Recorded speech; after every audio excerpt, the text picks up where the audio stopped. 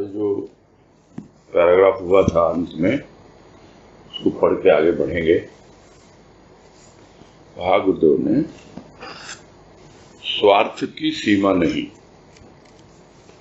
असीम स्वार्थ मन बुद्धि को व्याकुल कर देते हैं।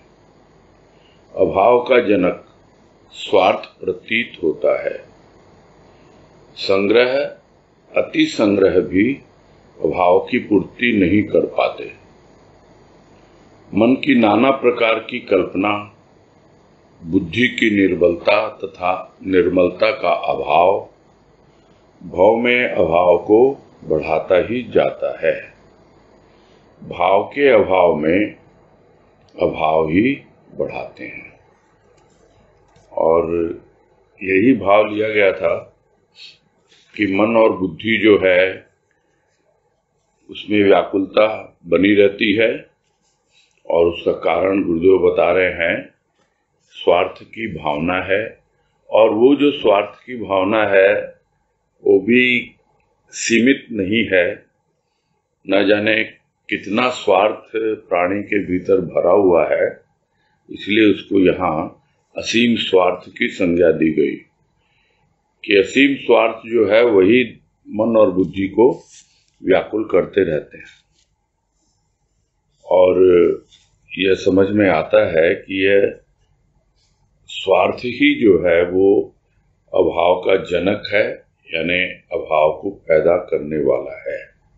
और दूसरी ओर कितना ही आप संग्रह कर लो, कितना ही इकट्ठा कर लो, और विशेषकर इकट्ठा करने की भावना वस्तुओं की होती है, धन दौलत की होती है, तो उसके बावजूद भी अभाव की पूर्ति नहीं हो पाती है। क्योंकि अभाव एक मानसिक अवस्था है, मन और बुद्धि की अवस्था है। और जब तक प्राणी के भीतर स्वार्थ की भावना रहेगी, ये मन और बुद्धि जो है वो अपना खेल दिखलाते रहेंगे और अभाव में ही प्राणी जीवन व्यतीत करता रहेगा। और मन की अनेक प्रकार की कल्पनाएं हैं जिसके कारण वो अभाव लेता रहता है। दूसरी ओर बुद्धि में भी कमजोरी है, ठीक से विवेचन नहीं कर पाती, समझ नहीं पाती, निर्णय नहीं ले पाती, दुर्बल बनी रहती है। हमेशा प्राणी दूसरे का मुखापेक्षी होता है, कुछ न कुछ उत्तर पाने के लिए अपने आप कुछ विचार नहीं करता, मनन चिंतन नहीं करता। इसलिए उसका मन और बुद्धि दोनों ही निर्बल बने रहते हैं, और साथ ही साथ निर्मलता नहीं आती है। निर्मलता का ही अभाव बना रहता है। और इस प्रकार एक एक प्राणी मिलकर के ही तो पूरी सृष्टि की रचना होती है। तो एक प्राणी में अगर इस तरह के भाव रहेंगे, 2 में रहेंगे, 10 में रहेंगे, तो पूरा का पूरा भाव जो है, पूरा संसार वो अभाव को बढ़ाता ही जाता है। एक ने दूसरे को, दूसरे ने तीसरे को। तो यह जो अभाव पहले भी कहा गुरुदेव ने, एक प्रकार का विषाणु है जो इसके संपर्क में आता है, एक से दूसरे, दूसरे से तीसरे, और इस तरह अभाव बढ़ता ही चला जाता है इस संसार में। और उसके साथ साथ ये मन और बुद्धि में अभाव रहता है। एक ओर स्वार्थ की भावना और दूसरी ओर भाव का ही अभाव रहता है। और भाव के अभाव के कारण ही सब तरह के अभाव आ जाते हैं, क्योंकि अकेले भाव में इतनी क्षमता है कि वो सारे अभावों को दूर कर पाए। आज कह रहे हैं अभाव की गणना करना कठिन है। सत्व, रज, तम की अधिकता तथा न्यूनता ने अनेक भाव फैलाए। भजन करने वाला मनुष्य भी यदि भाव में ना आ सका तो भजन भी अभाव ही बढ़ाता है। अन्य जनों की चर्चा व्यर्थ, यथार्थ भजन तो शांतिदायक होता है, किंतु धन जन के लिए किया हुआ भजन तो अभाव में ही समा जाता है। विचित्र अभाव की चर्चा है, जिसका कहीं अंत नहीं। अंत है सृष्टि का, किंतु अभाव की वार्ता का अंत कहाँ।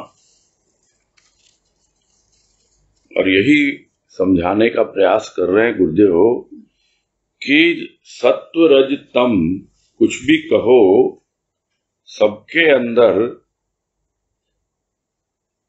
अभाव जो है भरा हुआ है।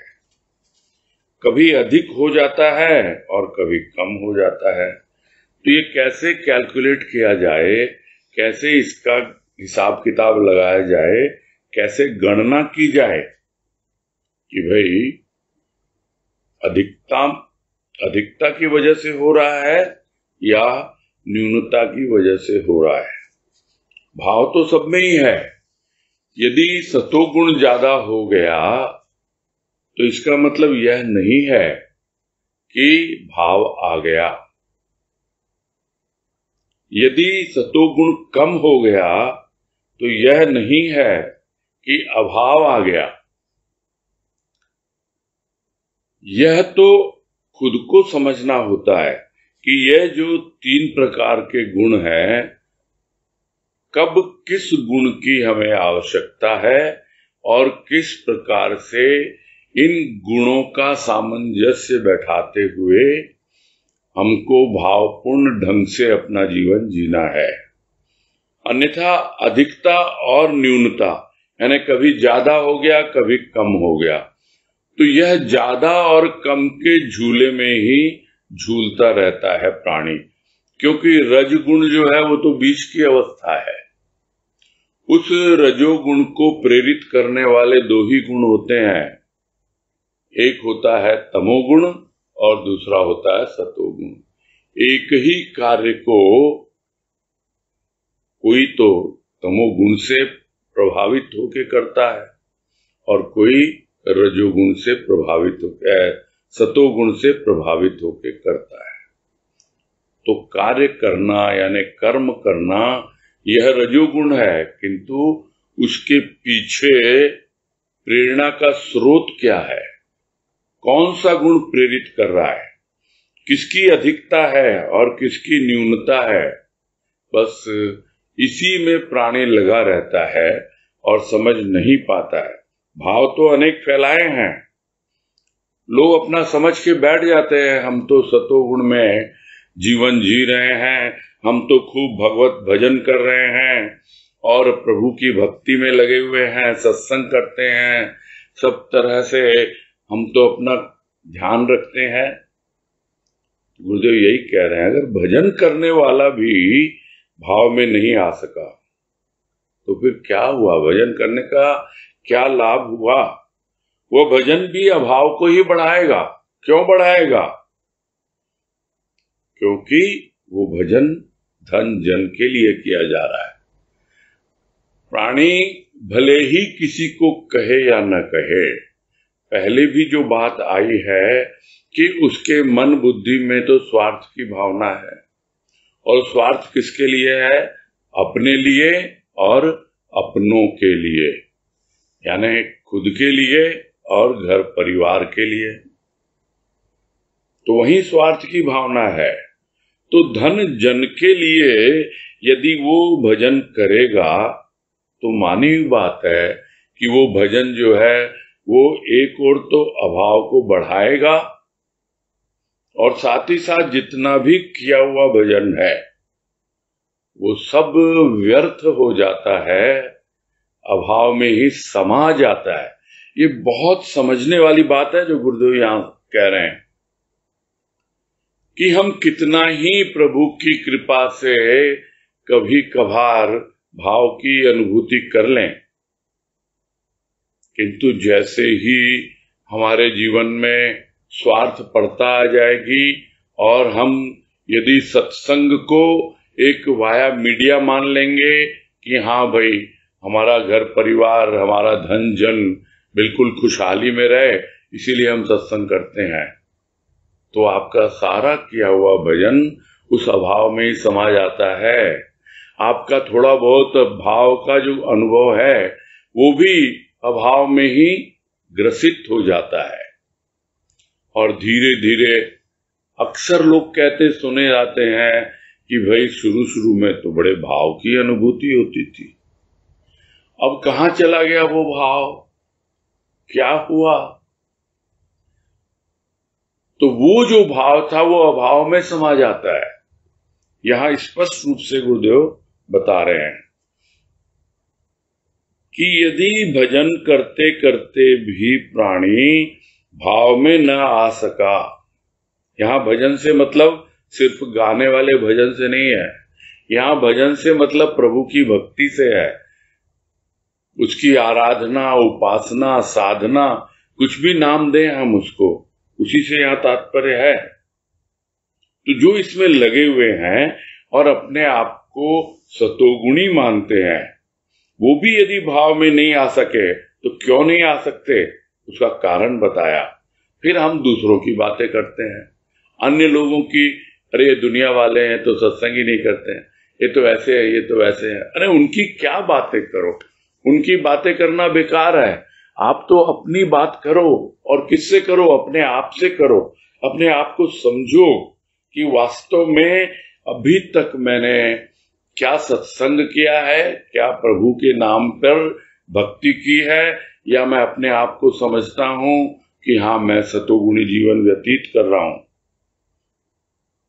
यथार्थ भजन तो शांति देता, और लोगों को यदि शांति का मापदंड धन जन की पूर्ति है कि मुझे मेरा ये काम हो गया, मेरा वो काम हो गया, और उससे उसे शांति मिलती है, किंतु वो तो बहुत क्षणिक शांति है, थोड़ी देर के लिए है, थोड़ी देर के लिए संतुष्टि भी होती है, शांति भी आती थोड़ी देर के लिए, किंतु फिर वही अभाव। क्यों? क्योंकि उस भजन का जो प्रेरणा स्रोत है वो अपने आप को जानना या फिर अपने प्रभु के भाव में पूरी तरह समा जाना नहीं होता है। इस वजह से वो किया हुआ अभाव में ही समा जाता है। फिर कहना कि विचित्र अवस्था है भाई, कितनी चर्चा किए जाओ तुम अभाव की, अंत है ही नहीं इसका। एक एक प्राणी की अलग अलग गाथा है, सबकी अपनी अपनी कहानी है, और सब अपने आप को जस्टिफाई करके बैठे हैं कि हाँ भाई मैं बिल्कुल सही ढंग से जीवन जी रहा हूं। किंतु जरा विचार करें, अपने आप को देखें और समझें कि अभाव क्या जीवन से पलायन कर गया है? क्या बिल्कुल अभाव है नहीं? क्या भाव का इतना प्रभाव आ चुका है कि अब अभाव छू भी नहीं पाता? तब तो ठीक है, तब तो अभाव को समझना बहुत आवश्यक हो जाता है। अन्यथा कितनी ही अभाव की चर्चा कर लो, इसका कोई अंत होता नहीं है। यही कह रहे हैं गुरुदेव यहां कि सृष्टि का अंत हो जाएगा, प्रलय आ जाएगी एक दिन, किंतु अभाव तब भी खत्म नहीं होगा। लोग प्रलय में लय हो जाएंगे, किंतु भाव कहां है? अभाव में तो जीवन जी रहे हैं, किंतु जो भाव में जीवन जीता है वो प्रलय की प्रतीक्षा ही नहीं करता, वो सृष्टि के अंत की प्रतीक्षा ही नहीं करता। उसकी सृष्टि तो उसका भाव है, उसका प्रेम है, बस वो उसी में लय हो जाता है, प्रेम और भाव में ही लय हो जाता है। और उसी को गुरुदेव एक वाणी में कहते हैं कि लय तो होना ही है एक दिन, प्रेम में या प्रलय में। तो जब तक प्रलय की प्रतीक्षा करेंगे तो अभाव ही अभाव जीवन में बना रहेगा, किंतु यदि प्रेम को जीवन में स्थान देंगे, प्रभु से प्रेम करेंगे, भावपूर्ण जीवन जिएंगे, तब अपने आप ही प्रभु में ही समाएंगे। जो अंत समय आएगा तो किसी से पूछना नहीं पड़ेगा कि मेरा भजन मुझे कहाँ समा रहा है, भाव में या अभाव में, क्योंकि आजीवन प्रभु की भक्ति की, उसमें कोई भी स्वार्थ नहीं, कोई भी अहंकार नहीं, और उसी को लेके प्राणी जीता रहा। तो सृष्टि का अंत कब होगा कि नहीं होगा पता नहीं, किंतु जब शरीर का अंत होगा तो अवश्य ही उसकी कृपा से प्राण उसी में समाएंगे। आगे कह रहे हैं, भाव वाले जहां पागल बुद्धिहीन समझे जाते हैं, वहां संतोष शांति की बातें तो पुस्तकों की शोभा ही बढ़ाती है। आदर्श की बातें केवल बातें ही हैं। आदर्श के अनुसार जीवन व्यतीत करने की विधि की जानकारी भी आवश्यक है। विधि का विधान यह वाक्यांश ही जहां प्रधान, वहां विधि और विधान दो शब्द मात्र ही रह जाते हैं। विधान भी बदलते हैं तथा विधि भी। यह अभाव अपरिवर्तनशील ही रहता है जब तक भाव के दर्शन न हो, भाव वाले के दर्शन न हो।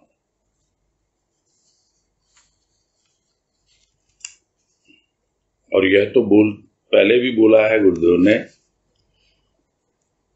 कि भाव वालों को बुद्धिहीन समझा जाता है, भाव वालों को पागल समझा जाता है,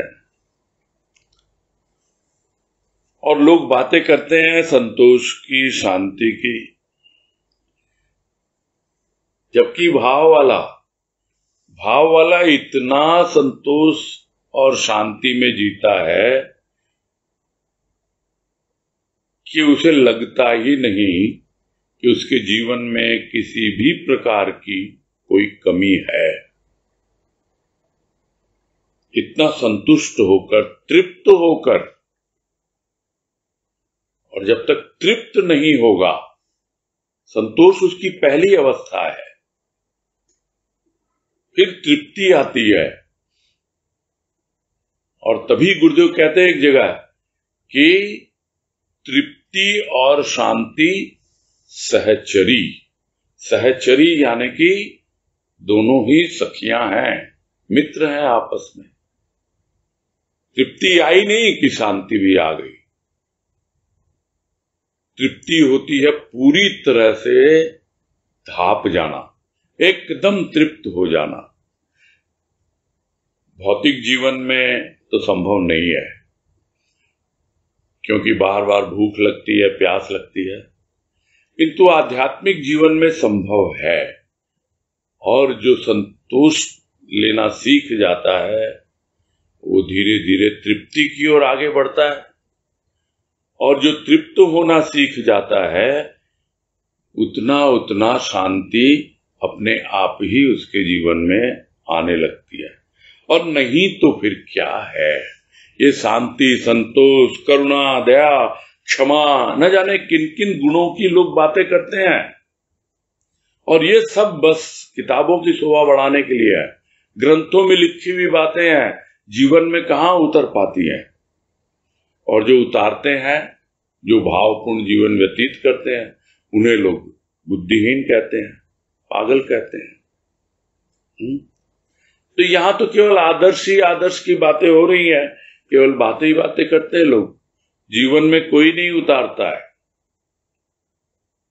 और आदर्श के अनुसार किस प्रकार जीवन व्यतीत किया जाए, उसकी विधि की जानकारी भी आवश्यक है। यही बताते हैं कि भाई तुम्हें ये सिस्टम फॉलो करना है, सुबह इतने बजे उठना है, इतने बजे ध्यान में बैठना है, इतने बजे तुम्हें पूजा करनी है, इतने बजे तुम्हें दीपक जलाना है, धूप बत्ती जलानी है, फिर भगवान को किस वक्त भोग लगाना है, किस तरह क्या करना।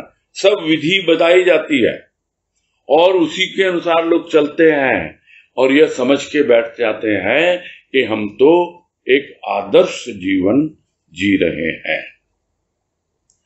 यहां गुरुदेव इतना हमारा क्या कहें, भीतर से कुरेद कुरेद के एक एक बातों को इस तरह से सामने रख रहे हैं। कभी कभी तो लगता है कि कितनी बार सुनेंगे ये सब, किंतु फिर भी वो सुना रहे हैं, फिर भी वो बता रहे हैं कि तुम देखो ये सब आदर्श की बातें जो है ना, केवल बातें ही हैं। क्या तौर तरीका है, क्या बस सिर्फ एक कर्म कांड, एक सिस्टम प्रोसीजर, एक विधि फॉलो कर लेने से ही हो जाता है क्या? और लोग ये कहते हैं भाई हम क्या करें, ये तो विधि का विधान है। विधि यानी सृष्टिकर्ता, उसका विधान यानी नियम कायदे कानून। तो जो बनाए गए हैं नियम कायदे कानून सृष्टिकर्ता ने, वहीं पर ही उसी को प्रधानता देते हैं लोग कि क्या करें, हमारे तो संस्कार ही ऐसे हैं, हमने तो हिंदू धर्म को अपनाया है, हम तो वैष्णव हैं, हमारे तो ये परंपरा है, हमारे तो ये विधि विधान है, इसी ढंग से हम तो जीवन बिताएंगे। तो इसी वाक्य को लेकर के यदि वो चलते जाएंगे तो समझ ही नहीं पाएंगे। क्या नहीं समझ पाएंगे कि विधान भी बदलते हैं और विधि भी बदलती है, क्योंकि वो उनके लिए विधि और विधान दो शब्द मात्र ही हैं। समझ ही नहीं पाते हैं वो, और ज्यादा से ज्यादा यदि समझते भी हैं तो विधि क्या है करने की, ये ऐसे है। विधान किसने बनाया, इसने बनाया, ये नियम कायदे हैं, इस ढंग से हमको जीवन यापन करना है। इससे बाहर निकलने की न कोई जरूरत है, और समझते हैं कि हम तो एक आदर्श जीवन व्यतीत कर रहे हैं, आदर्श की बातें करते हैं, जो बातें पुस्तकों में लिखी हैं बस उन्हीं को बार बार दोहराते हैं। और कहाँ भाव, कहाँ विचार, कहाँ मनन चिंतन, इन सब में कोई आवश्यकता नहीं है। बुद्धि के अंदर, मन के अंदर केवल स्वार्थपरता, केवल धन जन के लिए भजन कीर्तन सुमिरन, बस ऐसे लोगों के सामने ये बात कहें कि विधान भी बदलते हैं, विधि भी बदलती है, तो फिर विधान है क्या? लिखा हुआ है, कहाँ लिखा हुआ? लोग बोलते हैं सबकी हाथ की रेखाओं में लिखा हुआ है कि उसका भविष्य क्या है, उसका विधान क्या है। तो क्या विश्वास नहीं हमें अपने इष्ट पर, जो कहता है कि मैं तो रेख पे मेख मारता हूं, बता तेरे हाथ की रेखा में क्या लिखा है। जो कहता है हम भविष्य बताने के चक्कर में नहीं पड़ते, हम तो भविष्य बनाते हैं, यानी भविष्य बदलते हैं। तुम सोच के बैठे हो कि मैं खूब भक्ति कर रहा हूं, कितना प्रयास कर रहा हूं, मेरे जीवन में भाव की अनुभूति हो ही नहीं रही है। हो सकता है मेरे हाथ की रेखा में भाव लिखा हुआ ही नहीं है। दे दो उसको, सौंप दो अपना विधान, फिर देखो किस तरह से वो बदलता है। यही समझा रहे हैं गुरुदेव कि विधान भी बदलते हैं और विधि भी बदलती है। तुम बस एक लेके बैठ जाओगे कि ऐसे करना है, ऐसे करना है, उसी में सीमित रहोगे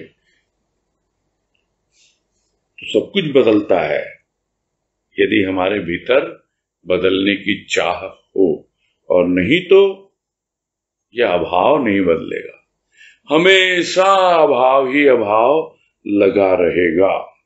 यही कह रहे हैं कि अभाव तो है, वो अपरिवर्तनशील है, लगा ही रहेगा जब तक तुम भाव को अपनाने के लिए प्रस्तुत न हो, जब तक भाव की अनुभूति न हो। दर्शन क्या होता है? भाव के दर्शन। क्या होंगे भाव के दर्शन?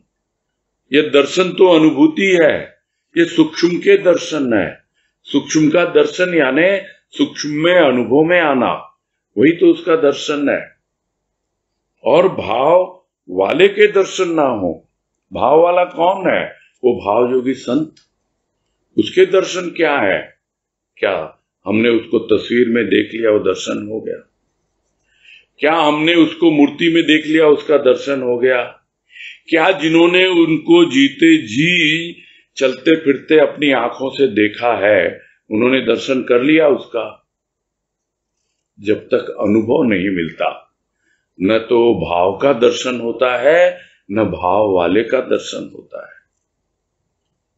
बोलते बोलते अपने ही भजन की पंक्तियां याद आ रही हैं कि प्रभु हमसे छिपकर न रह पाइएगा, प्रभु हमसे छिपकर न रह पाइएगा। लोग समझते हैं प्रभु है कहां, ये भाव है कहां, छिपा हुआ है ये तो, इसलिए छिपकर न रह पाइएगा, अनुभूतियों में नजर आइएगा।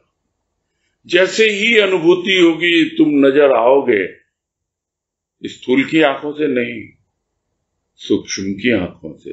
और सूक्ष्म की आंखें कुछ और नहीं, अनुभूति है।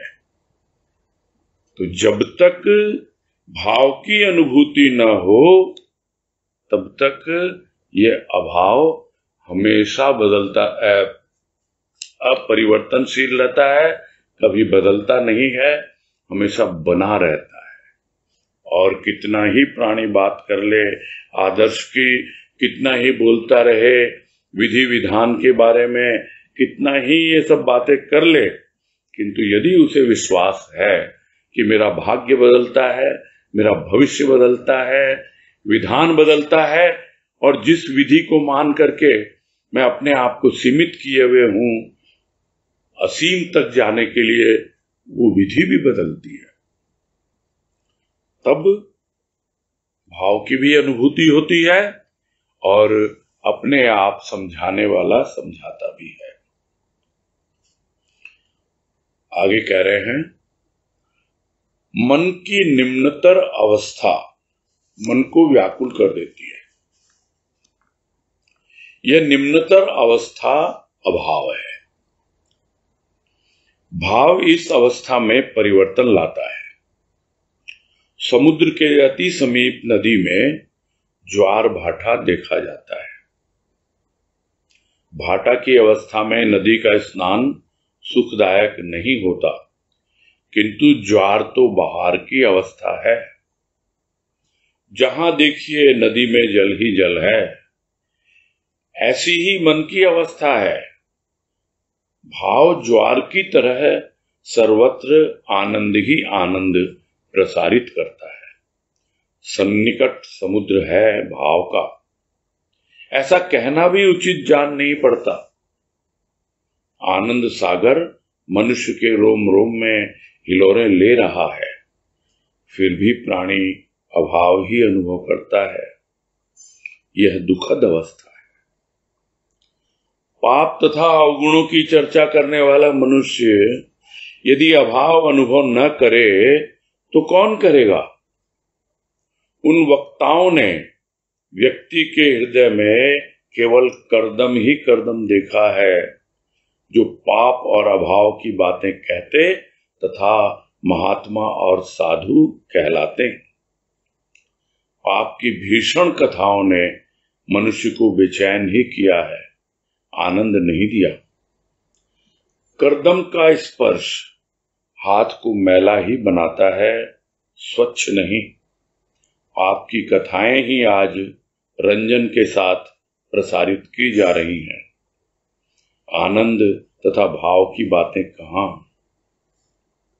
यह युग धर्म है या युग अधर्म, जहां पाप और अभाव ही प्रधान विषय बने हुए हैं चर्चा के।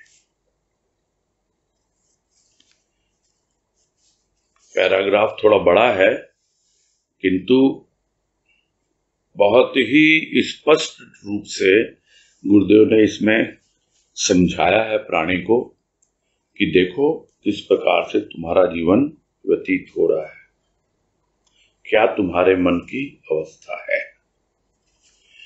तो मन की निम्नतर अवस्था से तात्पर्य यही है कि मन जब स्थूल के भावों में रमा रहता है, यानी स्थूल व्यक्तियों के बारे में, वस्तुओं के बारे में, स्थूल संबंधों के बारे में, यानी स्थूल जीवन ही उसके लिए प्रधान होता है और उसी में वो जब रमा रहता है तो वो उसका मन निम्नतर अवस्था में जीता रहता है। मन की अवस्था निम्नतर बनी रहती है और यही व्याकुलता का कारण है। और यह व्याकुलता देने वाला कौन है? वो अभाव है। तो अभाव तो बाहर की प्रकृति से ही आता है, किंतु आता कहाँ है? सूक्ष्म की प्रकृति में, यानी मन में। उसमें बाहर की प्रकृति को दोष देना उचित नहीं है।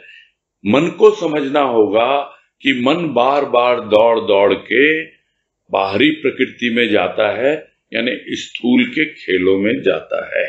इसलिए वो मन की निम्नतर अवस्था अभाव लेके आती है और वो अभाव प्राणी को व्याकुल करता रहता है। किंतु जैसे ही जीवन में भाव आता है, अपने आप समझ में आता है कि ये अवस्था परिवर्तित हो रही है। और इसको उदाहरण से समझाया गुरुदेव ने यहां कि जो नदी समुद्र के बिल्कुल पास होती है, जिस तरह गंगा नदी सागर में मिलती है, उसके पास ही बहुत दूर नहीं है कलकत्ता शहर, और वहां पर गुरुदेव ने देखा होगा, अपनी आंखों से अनुभव किया होगा, और उसी प्राकृतिक घटना को भाव अभाव के संदर्भ में लेकर समझा रहे हैं कि अति समीप जब नदी होती है तो उस नदी में ज्वार भाटा आता है, यानी समुद्र में ज्वार आता है तो समुद्र का जो ऊंची ऊंची लहरें, वो पानी का जो लेवल है वो इतना ऊंचा हो जाता है कि जो नदी उसमें समाना चाहती है, यानी जो नदी अपने आप को उस समुद्र में उड़ेल देना चाहती है,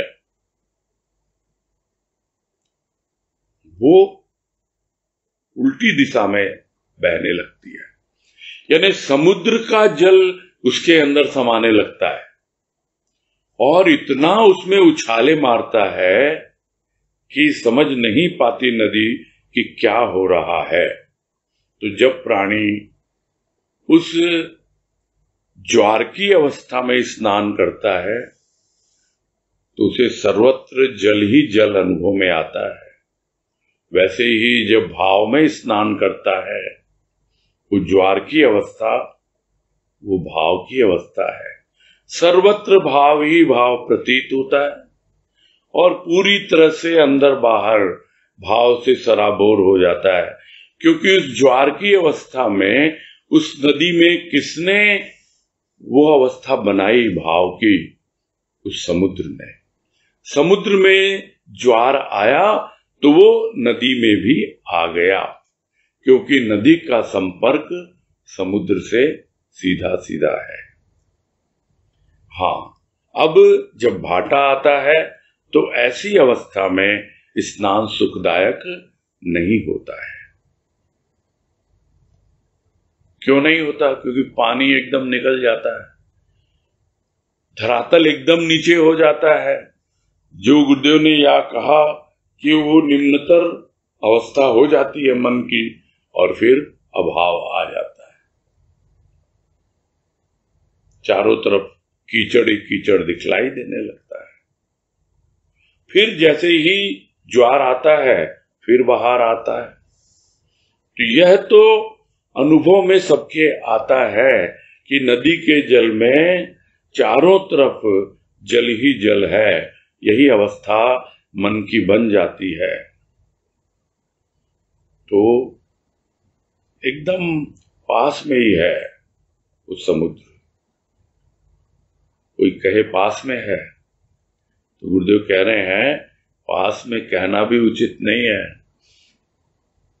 हमारे भीतर ही है, हमारे रोम रोम में ही वो आनंद सागर लहराता है जब ज्वार की अवस्था बनती है। यानी भीतर बाहर सर्वत्र रोम रोम तक उस भाव से पुलकित हो जाता है। ये ले रहा है, गुरुदेव कह रहे हैं आनंद सागर मनुष्य के रोम रोम में हिलोरे ले रहा है और फिर भी प्राणी अभाव ही अनुभव करता है। ये तो संतों को दिखलाई देता है और उनकी कृपा से हमें भी अनुभव में आता है, तब जाकर के हम उस दुखद अवस्था से बाहर निकलते हैं। तब हमें सर्वप्रथम सुख की अनुभूति होती है और उसके बाद आनंद की अनुभूति होती है। तब पता लगता है कि वास्तव में जो अभाव में जी रहा था प्राणी और उसी में कष्ट पा रहा था, दुखित हो रहा था, कैसे भाव आया, उसे सुख दिया और फिर वो आनंद में परिवर्तित होकर के आनंद ही आनंद रोम रोम में लहराने लग गया। इस प्रकार दुख यानी अभाव की अवस्था से उसका छुटकारा होता है। यह अवस्था संतों के जीवन में बनी रहती है। वो देखते हैं सब प्रत्येक प्राणी के भीतर यह संभावना है, किंतु प्राणी अभाव ही अनुभव करता रहता है, तो फिर क्या हो, इससे दुखद अवस्था क्या हो सकती है। उसका कारण बता रहे हैं आगे कि पाप और अवगुणों की ही चर्चा सुनता आया है, करता रहता है। किससे सुनता आया? तथाकथित महात्माओं और साधुओं से। वो प्राणी के भीतर केवल कीचड़ ही कीचड़ देखते हैं और कीचड़ ही कीचड़ की बातें करते हैं। और वो कीचड़ है क्या? पाप, अभाव। तुमने इतने पाप किए हैं, न जाने पिछले जन्मों से क्या क्या पाप किए हैं, और किस किस रूप में वो भयभीत कर देते हैं वो पाप की चर्चा सामने रखकर। और ऐसा लगने लगता है कि जैसे पूरा का पूरा उनका जीवन उसी कीचड़ में सना हुआ हो। खुद को लगने लगता है। उनको तो हम बड़े ऊंची दृष्टि से देखते हैं, तभी तो उनके पास जाते हैं। यही कह रहे हैं, पाप तथा अवगुणों की चर्चा करने वाला मनुष्य, वो यदि अभाव अनुभव नहीं करेगा तो फिर कौन करेगा? और जो उसको समझा रहे हैं, बतला रहे हैं कि तुम्हारे हृदय में केवल कीचड़ ही कीचड़ है, क्योंकि उनकी दृष्टि देखती ही नहीं ना भाव को। संत देखते हैं तुम्हारे रोम रोम में आनंद सागर लहरा रहा है, हिलोरे मार रहा है, किंतु ये तथाकथित महात्मा और साधु ये तो तुम्हारे भीतर केवल कीचड़ ही कीचड़ देखते हैं, जल तक नहीं देखते। ज्वार की बात तो छोड़ ही दो, भाटा भी नहीं देखते कि भाटा यदि आएगा नदी में तो भी कुछ तो जल रहेगा, किंतु ये तो सिर्फ करदम ही करदम को देखते हैं और पाप और अभाव की बातें ही कहते हैं और अपने आप को बोलते हैं हम तो महात्मा हैं, हम तो साधु। तो ये सब कथाएं सुनकर के क्या मनुष्य शांत हो सकता है? क्या चैन से रह सकता है? नहीं। तो कैसे उम्मीद की जाए कि पाप की भीषण कथाएं सुनकर के मनुष्य जो पहले से ही बेचैन है, वो तो चैन पाने के लिए, शांति पाने के लिए ऐसे महात्माओं और साधुओं के पास गया और फिर उसे क्या मिला वहां जाके? और अभाव मिला, और गंदगी मिली, शांति नहीं मिली, आनंद नहीं मिला, बेचैनी ही हाथ आई। कारण बता रहे गुरुदेव, क्यों? क्योंकि गर्दम का स्पर्श हाथ को मैला ही बनाएगा, स्वच्छ नहीं। जिसको कहते हैं कि कोयले की दलाली में तो हाथ काले होंगे ही। तो किसकी दलाली कर रहे हैं? वो पाप की दलाली कर रहे हैं। दिखा रहे हैं उठा उठा के, देखो कोयले की ये एक वैरायटी है, ये दूसरी वैरायटी है, ये ऐसा है, तुम्हारे भीतर इस टाइप का पाप है, तुम्हारे भीतर इस टाइप का पाप है। उनके हाथ भी काले होते हैं। हमारे भीतर कालिक है या नहीं है? हम क्या सोच के गए कि हम कोयला खरीदने जा रहे हैं? क्योंकि ईंधन वही बन चुका है हमारे लिए। वो अभाव ही हमारे लिए ईंधन बन चुका है। हमारे जीवन की गाड़ी को ये अभाव ही चला रहा है। तभी तो लोग कहते हैं कि भाई तुम संतोष लेके बैठ जाओगे तो घर परिवार कैसे चलेगा? तुम यदि शांति से जीवन बिताने लगोगे तो क्या होगा तुम्हारे भविष्य का? ऐसे तो नहीं चलेगा ना। बस कान भरते रहते हैं और अभाव ही अभाव, वही हमारे लिए आगे बढ़ने के लिए ईंधन हो गया है। और हम उसी कालिख में, उसी कीचड़ में दिन रात अपना जीवन बिताते हैं। कैसे बच पाएगा प्राणी? और यदि जाएगा भी तो क्या कोई उस कीचड़ को धोने वाला है? वो तो और आंख में उंगली डाल डाल के दिखाते हैं, देख ये गंदगी तेरे भीतर, ये तेरे भीतर विकार है, ये तेरे भीतर गलत आदतें पड़ी हुई हैं, ये तेरे देखो ऐसे संगी साथी हैं, तू ये काम कर रहा है, तू ये चोरी कर रहा है, तू इस तरह धोखाधड़ी कर रहा है। यानी उसकी सारी की सारी दृष्टि जो है गलतियों पर ही होती है। तो ऐसे व्यक्ति से आप कैसे भाव की बातें सुन पाओगे या अनुभव कर पाओगे? वो तो अभाव ही वितरण करते हैं।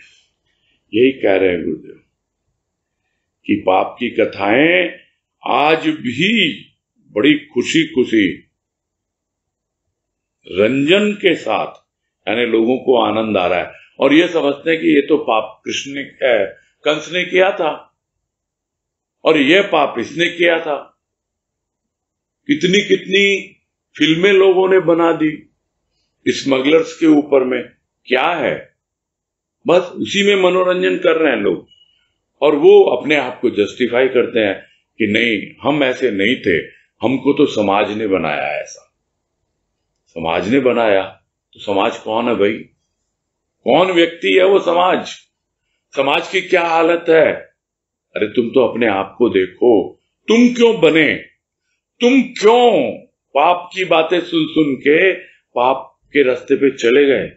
गलत बातें करते हुए ही प्राणी गलत राह पे चला जाता है और फिर कहता है अगर ऐसा न करें तो हमारा जीवन कैसे बीतेगा।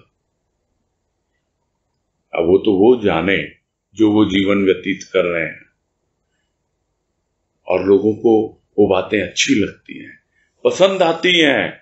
इसीलिए कह रहे हैं गुरुदेव कि आज भी पाप की कथाएं उतनी ही मनोरंजन के द्वारा सुनी जाती हैं, प्रसारित की जाती हैं। कहां है भाव की बातें? कहां है आनंद की बातें? और बड़ी ग्लानि हो रही होगी गुरुदेव को अपने भीतर कि मैं ये क्या बातें कर रहा हूं। आज का युग धर्म है ये, लोग सुनना ही नहीं चाहते ये सब बातें। सिर्फ अभाव अभाव, केवल पाप पाप, और ज्यादा से ज्यादा ये कर लो तुम्हारे पाप धुल जाएंगे, तुम्हें पुण्य मिल जाएगा। क्यों चाहिए पुण्य? पाप को धोने के लिए चाहिए। इसके अलावा और कुछ नहीं। कोई बातें करे भाव की, कोई बातें करे आनंद की, होता कहाँ है। फिर क्या इसको युग धर्म कहा जाए? यानी आज का युग ही ऐसा है। लोग बोल देंगे गली गली में चोर है, हर जगह बैठे हुए हैं ऐसे लोग, क्या करें भाई, ये तो कलयुग है, इन्हीं सब चीजों की प्रधानता है, हम कैसे अपने आप को बचा सकते हैं। बस युग धर्म की दुहाई दी जाती है। तो ये धर्म है या अधर्म है, कौन इस पे विचार करेगा? जो विचार करेगा वही समझ पाएगा कि यह इस युग का धर्म है या अधर्म है, जहां पर पाप और अभाव यही प्रधान विषय बने हुए हैं चर्चा के। इन्हीं पर बस बातें हो रही है कि क्या क्या करने से पाप होता है, क्या करने से पुण्य मिलता है। ये करोगे, देखो ऐसा है, वो ये वैसा है, कमी नहीं है। अरे कोई कमी नहीं रहेगी तुम्हारे पास, तुम ये उपाय कर लो, तुम वो उपाय कर लो।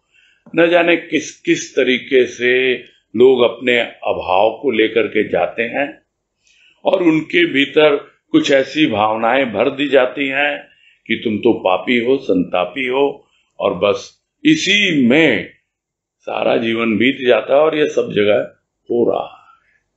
गुरुदेव को उस वक्त दिखलाई दे रहा था, वो अलग रूप में था, और आज भी हो रहा है, वो अलग रूप में हो रहा है। किंतु यदि हम कहें कि यही तो कलयुग है, यही तो युग धर्म है, ये युग धर्म नहीं है, यह अधर्म है। धर्म को समझा नहीं है, इसलिए लोग दूसरों को बेवकूफ बना के, बरगला के, अभाव पैदा करके, पापी कह करके अपना काम बनाते हैं, अपनी दुकान चलाते हैं। बस आज यही तक।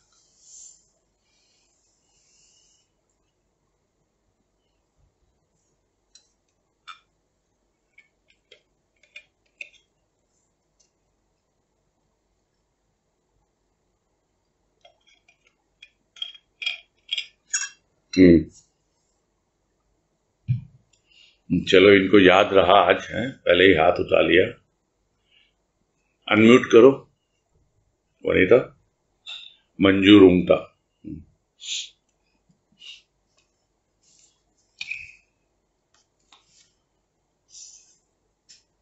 प्रणाम भैया।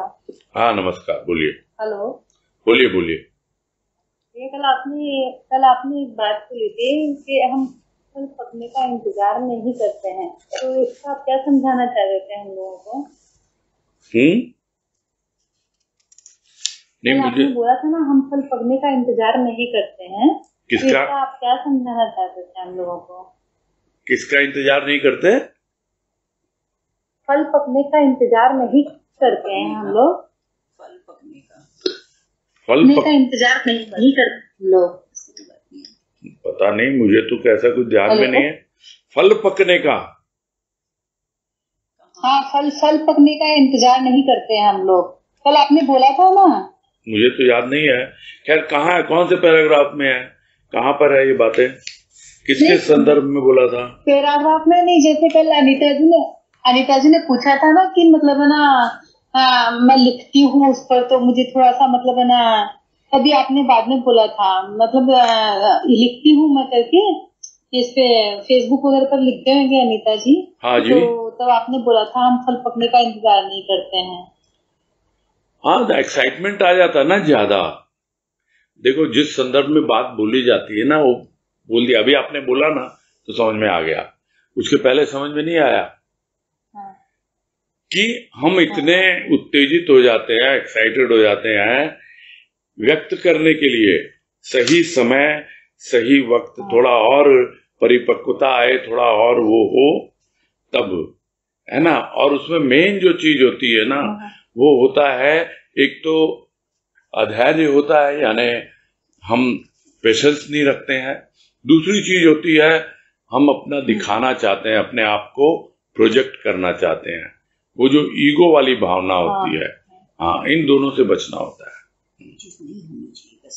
बस यही है। इसमें भी ईगो की प्रॉब्लम होती है भैया, मतलब जैसे कोई, हाँ नहीं, बहुतों को होता है कि देखो मैंने ये लिखा है, मैंने ये किया है, सामने ये है सिचुएशन, ये सब बातें। तो धैर्यता रखनी चाहिए सब चीजों को, धीरज भी रखना चाहिए। आप अपना नोट करो ना, जहां कहीं नोट करना है, अपने अभिव्यक्त रखो अपने पास। ऐसा नहीं है कि अभिव्यक्त नहीं करना चाहिए, वो थोड़ा सा खुद ही आप देखोगे ना, तब मुझे अभी भी पता है, बहुत से लोगों को मैं जानता हूं जिनके पास बहुत कुछ लिखा हुआ है और न वो मुझे पता है और न आपको पता है, किंतु वो जब उसको पढ़ते हैं और देखते हैं तो अपनी वो पुरानी स्थिति याद करते हैं और उससे उनको प्रेरणा मिलती है, खुद के लिए ही वो लाभदायक होता है। किंतु जब हम एक चीज बाहर व्यक्त कर देते हैं तो उसका रूप दूसरा हो जाता है, किंतु उसके पीछे की जो भावना है वो देखना होगा। हाँ, यदि आपका भाव परिपक्व हो गया है, जो भाव आप लेके चले हो, वो चीज अगर आपने व्यक्त कर दी उस ढंग से, तो उसमें क्या है, पकने का इंतजार तो करना ही चाहिए ना। पका नहीं है, पका सा कच्चा कच्चा। अब आप मान लो कुछ भी एक भजन ही लिख रहे हो, मैं एक उदाहरण दे रहा हूं, है ना, कोई भजन ही लिख रहे हो, तो भजन में क्या क्या होता है। जिन लोगों से मेरी बात होती है मैं तो उनको समझाता ही रहता हूं कि भजन में 3 चीजें होती हैं। भजन गाने का विषय है ना, तो सुर होने चाहिए उसके अंदर। फिर दूसरा क्या है, भजन में कविता होनी चाहिए, यानी काव्य होना चाहिए। फिर तीसरा क्या है, भाव होना चाहिए। तो भाव तो तीसरा का सबसे पहला है। तो जब तक भाव की परिपक्वता आपको भीतर ही भीतर अनुभव में ना आए कि हाँ, जिस भाव को लेके मैं चला वो परिपक्व मेरे भीतर आया, फिर उसके बाद में जो भजन व्यक्त कर रहे हैं हम, उसमें काव्य है कि नहीं है, यानी कविता जैसे लग रहा है कि नहीं वो, और या सिर्फ बस एक गद्य की तरह, उसमें कोई काव्य है ही नहीं। तो भाव, काव्य और स्वर, ये 3 चीजें आवश्यक होती हैं, तब जाकर के वो अभिव्यक्ति सही कहलाती है। यही है मेरा कहने का तात्पर्य। तो भैया जैसे किसी के पास स्वर नहीं हो, तो स्वर नहीं हो तो लिख के रखो ना, खुद गाओ, गुनगुनाओ, पब्लिक में उसको लाने की क्या जरूरत है। अच्छा, अपने प्रभु को सुनाओ, खुद गाओ, मगन हो, बैठो उसकी तस्वीर के सामने, हाँ मस्त रहो। लेकिन जब आप सामने दूसरों के सामने एक सोशल मीडिया पे, या यूं कहें कि एक पब्लिक डोमेन में आप आते हैं, यानी सत्संग में है, तब तो आपको उसके लिए थोड़ी तैयारी के साथ आना होता है ना। फिर भी लोग गाते हैं तो चलो ठीक है, बहुत लोगों की बात गाते गाते भी बन जाती है, लेकिन तैयारी तो होनी चाहिए उसके लिए, है ना। अच्छा, ठीक है, ठीक है भैया, थैंक यू भैया। हाँ, कोई बात नहीं, थैंक यू की कोई बात नहीं है। हाँ, नेक्स्ट पूनम अग्रवाल, बोलिए।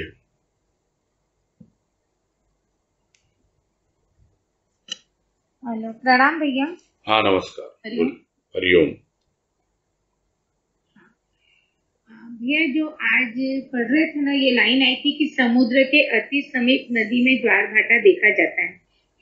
तो स्थूल से तो ये बात समझ में आई, लेकिन आध्यात्मिक में ये नदी तो मुझे ऐसे लग रहा हमारा मन है, तो समुद्र क्या है भैया?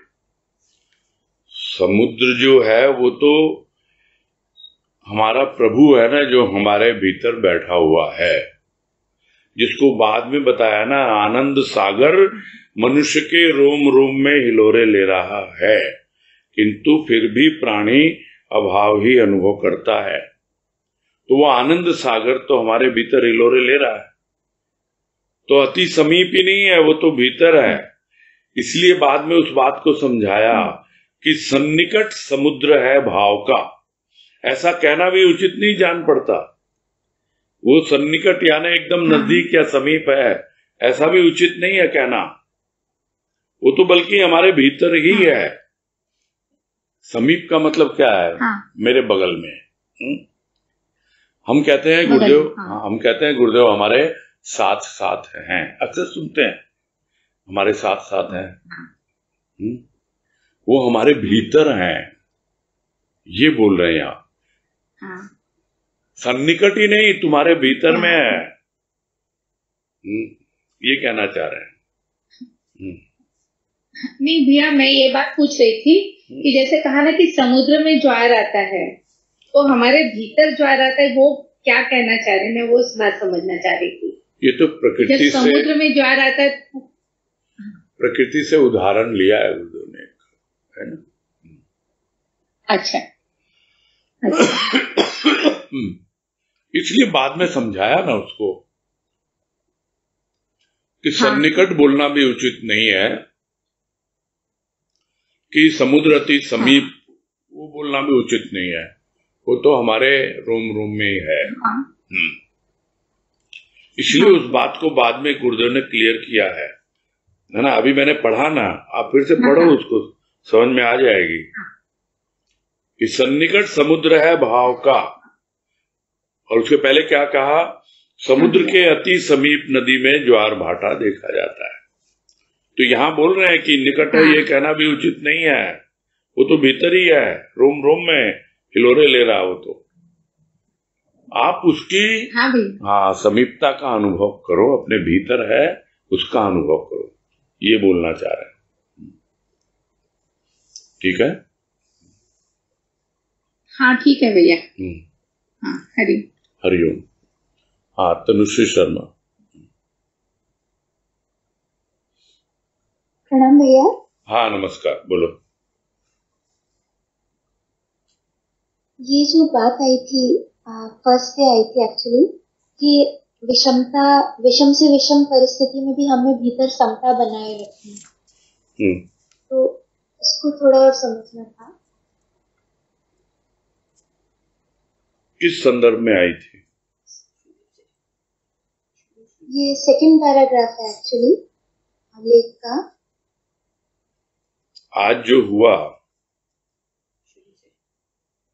हुआ उसकी बात है क्या? फर्स्ट डे जो हुआ था, नहीं, फर्स्ट डे जो हुआ था उसमें सेकंड पैराग्राफ, मतलब लेख का जो पहला पेज है उसी का सेकंड पैराग्राफ। लेख का पहला पेज? हाँ। क्या बात है, बहुत देर बाद ट्यूबलाइट जली आपकी। हाँ चलो।